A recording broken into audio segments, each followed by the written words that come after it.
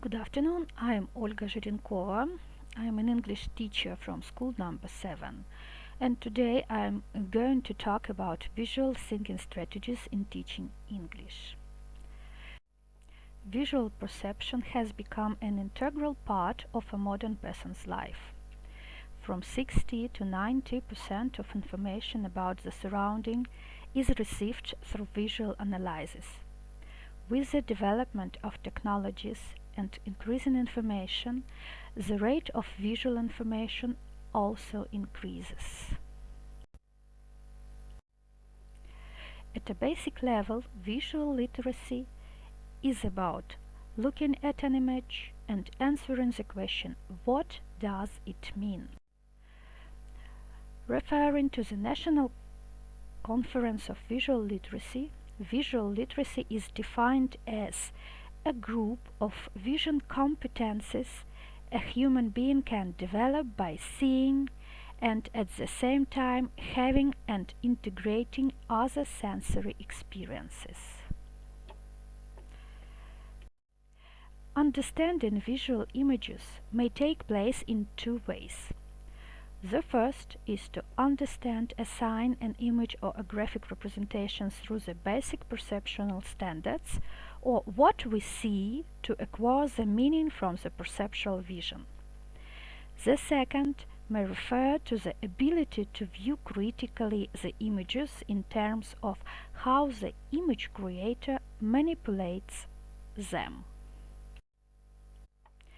Visual information flooded the space around us, poured a stream from the internet in huge quantities, which led to the simplification of the methods of its processing. In common, it's the ability to understand, to use, as well as to think and learn the terms of images. I had a small observation, which of course does not pretend to be a large-scale investigation, but made me to think about ways of studying viewing. I asked my third grade pupils to find a word seasons on the page of the pupils' book. It took them too much time, and some of them could not find it without help. They were looking for the word in the exercises, in the picture dictionary, and so on. Only 10% children could see the big word in the top of the page. I think it is not the problem of reading, but the problem of viewing borders and critical thinking. They have stereotypes analyzing book page and don't pay attention to the text, which looks like an image. That's why we should teach the pupils not only watch, but also see, understand, and get as more information as possible. Pictures and video are one of the most obvious and common resources for teaching English. English teachers have always used images or video in their work. Traditionally, pictures are used as a reference to facilitate understanding of the text, for example, illustrations, or to establish an association between the meaning of a word and its sound image, for example, a signal card or a picture dictionary. However, the image can be used as a qualitatively different way. Nowadays, we can use the whole aspect of visual literacy, which includes describing, interpreting, evaluating, and creating images and video. Critical thinking is improved while using images that are not simply to describe what we could see, but rather to speculate about what the person in the picture might be thinking or suggest what could happen next. It's one of the approaches of visual thinking strategy, which can be used in teaching English.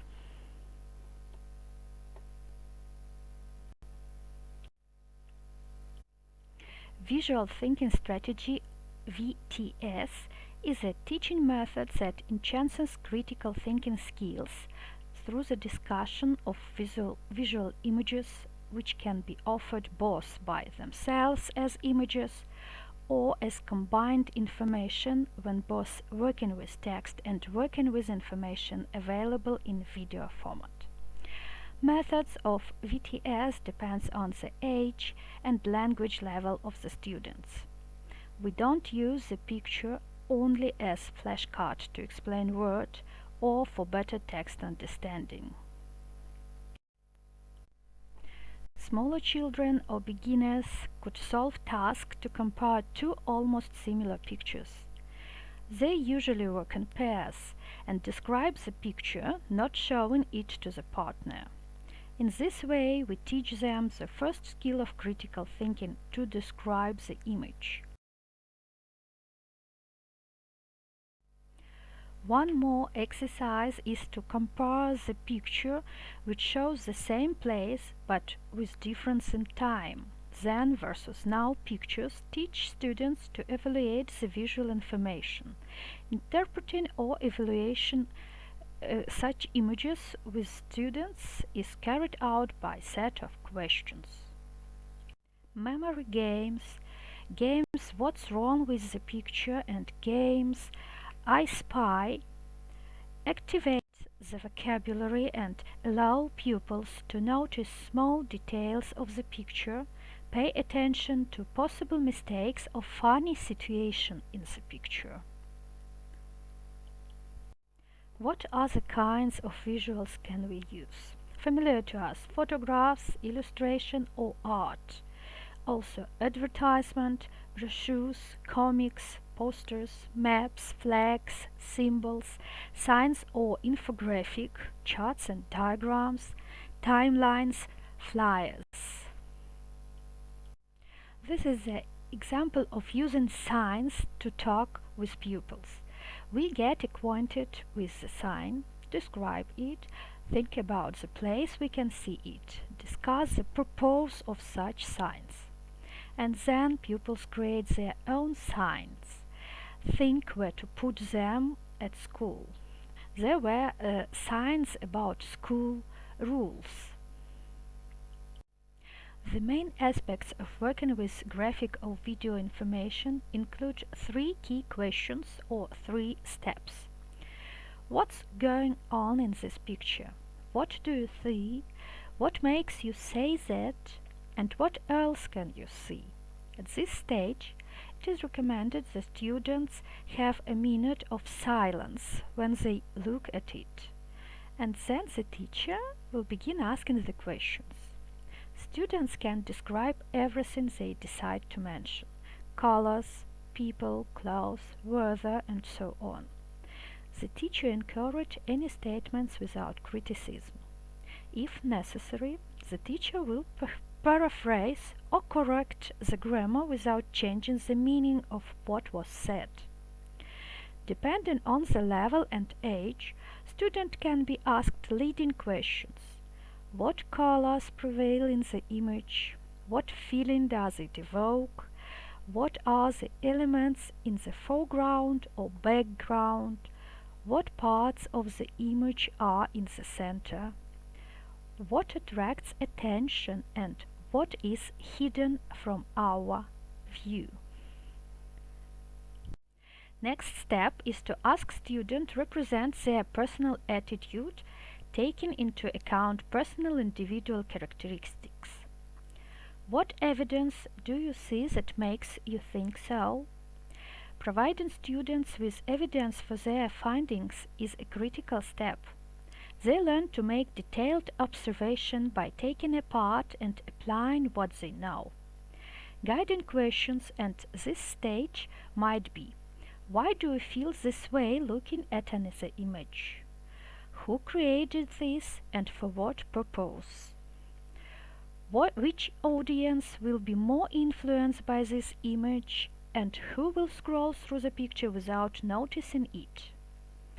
Do you identify or relate to the image in any way? If so, how? Do you think the image is positive or negative? Or is it all the same to you? And why? At the third phase, students evaluate, supplement, and add their opinion. What else can we find or suggest about the event before and after those shown in the picture? Often students try to find the correct answer, so the teacher's task is to convince them of the correctness of any answers and to transfer the analysis of grammatical errors to the drilling lesson. Guiding questions are: what other images come to mind when watching? What has been changed, removed, or included in the image? How does the image personally relate to you? What do you think is hiding behind the frame? Are the images stereotyped, idealized, unrepresentative, or anachronistic? Creation of visuals takes a lot of time, so usually it's better to leave it for home task, and the results are really awesome. Usually we call them project work in our pupils' book.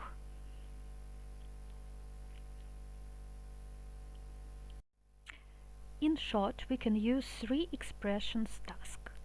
I see, a brief description of what you actually see. I think, a brief description of what you are thinking based on explicit evidence in the photo. I wonder, asking a question.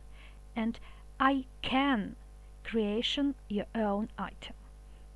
Students may speak about visuals or write about them. They may read texts that are included with a visual or even embedded in the visual. And they may listen to each other talking about them. Depending on the visual type, students may need to learn new content based on vocabulary.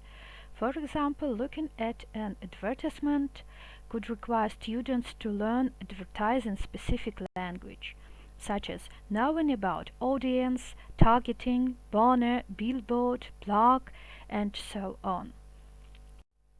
Visually literate persons are able to understand, to create, and to use images as means of expression and communication. Integrating the visual images in the steps of teaching-learning process may create better learning atmosphere that triggers the students' higher achievement. Thank you so much for listening. Have a good day.